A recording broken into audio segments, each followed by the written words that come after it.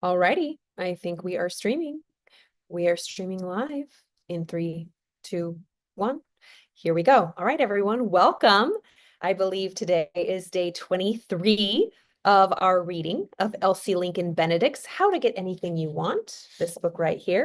I love this book. If you've been following along with this, I hope you're enjoying it. This is Elsie Lincoln Benedict's book, How to Get Anything You Want, 7 lessons, lesson 1 through 7. And it is just such an easy read, and she has great metaphors, and I'm really enjoying reading this and sharing my insight. So we are on lesson 2, titled Remake Your Mood. We went over lesson 1, Predominant Moods Make Your Life. If you missed any of the readings and you want to follow along with this book, there's a playlist on YouTube under How to Get Anything You Want by Elsie Lincoln Benedict. You can find all that information in any of my links, my link tree for YouTube, my YouTube channel, my name. You'll be able to find it. So we left off yesterday with, oh, she had such great metaphors.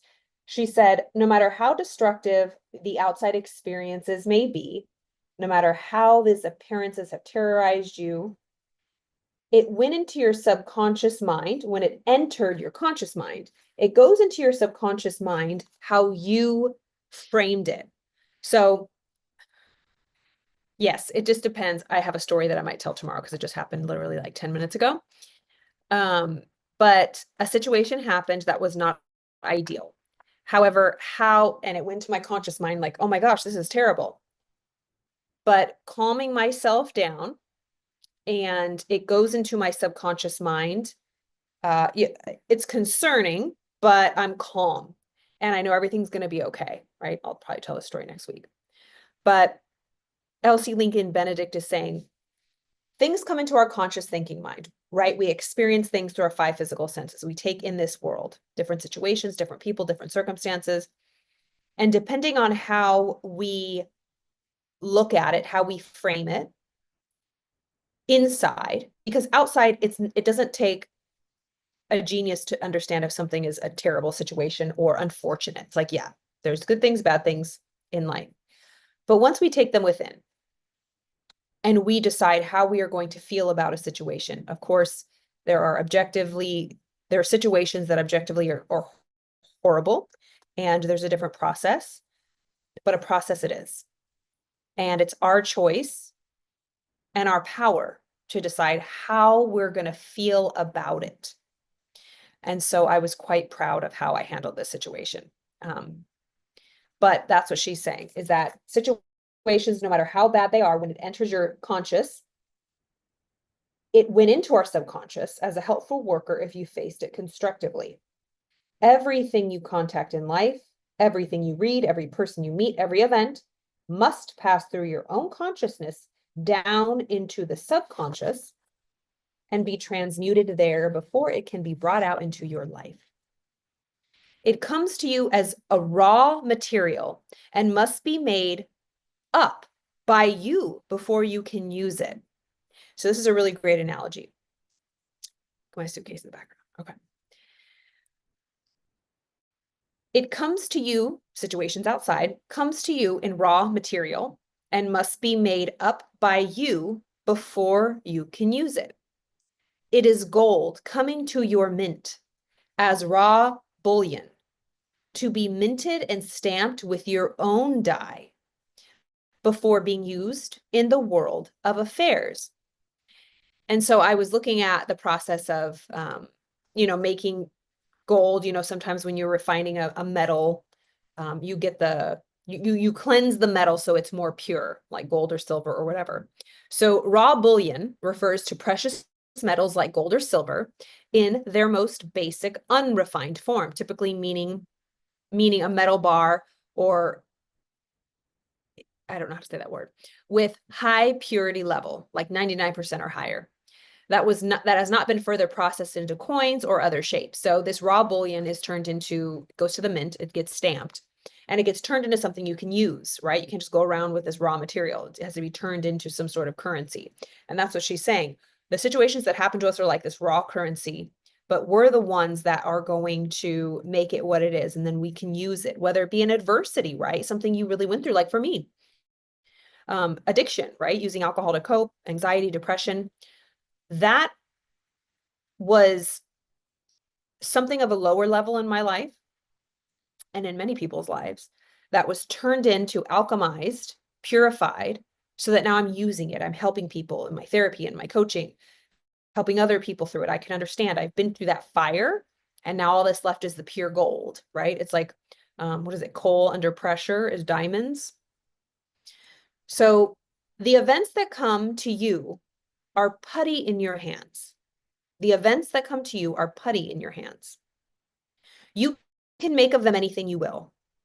When you have done so, they become living things, working for or against you, good or bad, fairies according to the shape you give them. Always bear in mind that when this shape shall be, what this shape shall be depends upon the molds you are building day by day in your own subconscious mind. So think about your subconscious mind, that bottom part of your subconscious mind. So again, we have our mind. The conscious thinking part is the top part that we get taken information from our 5 physical senses. Then we have the subconscious feeling or emotional part. All right. So down here, our heart, our emotions shape anything that comes in.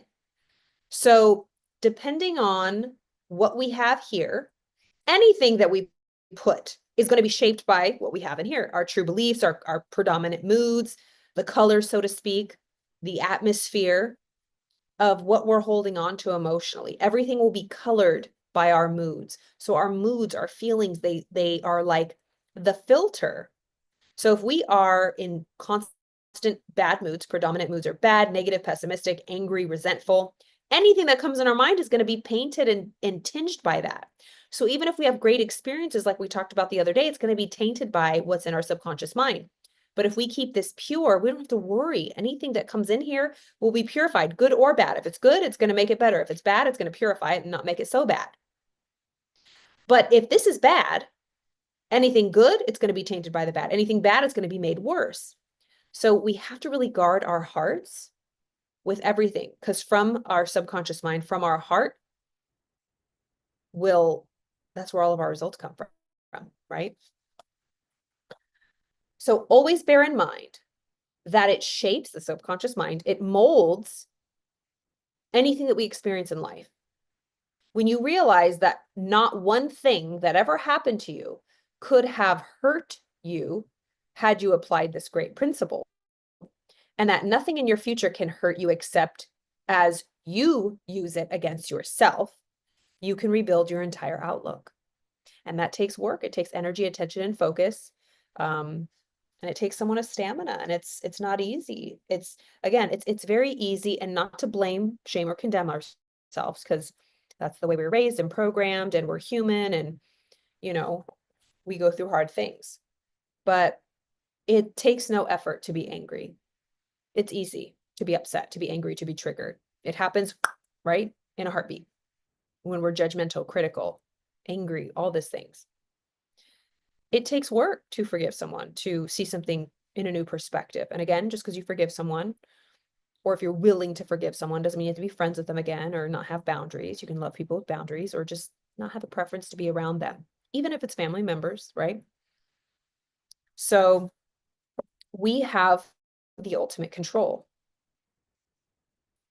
How do we feel? Does it feel good? It never feels good to be angry and upset and mad. It could be a false sense of power, like the synthetic, but it's not sustainable. Our body will quite literally break down in deep stress when we're angry all the time.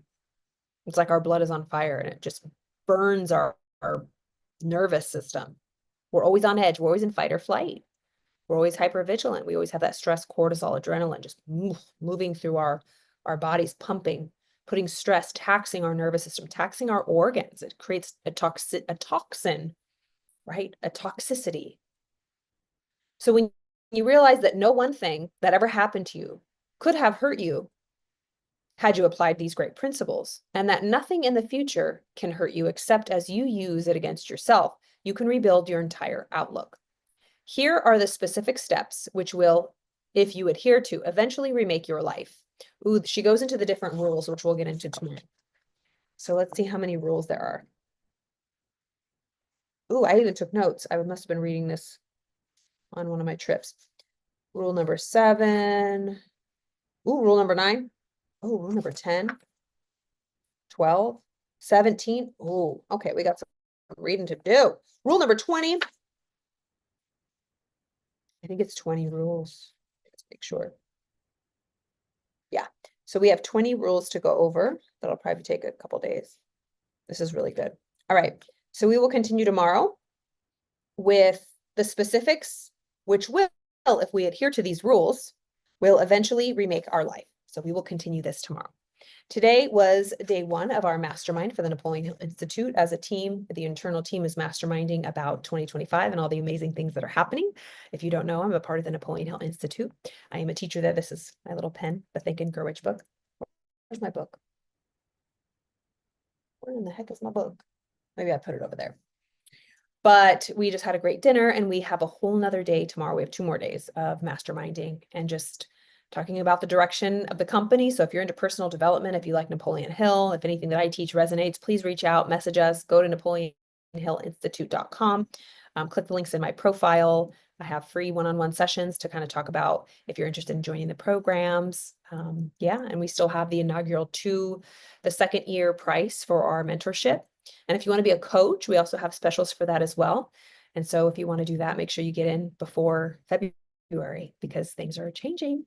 So if you're interested in that and you want to really step into a new direction in your life, even joining our Think and Grow Rich mentorship program is extremely, extremely powerful. Live calls every day, joining my community, one-on-one support. So just reach out, let me know. And I look forward to speaking to you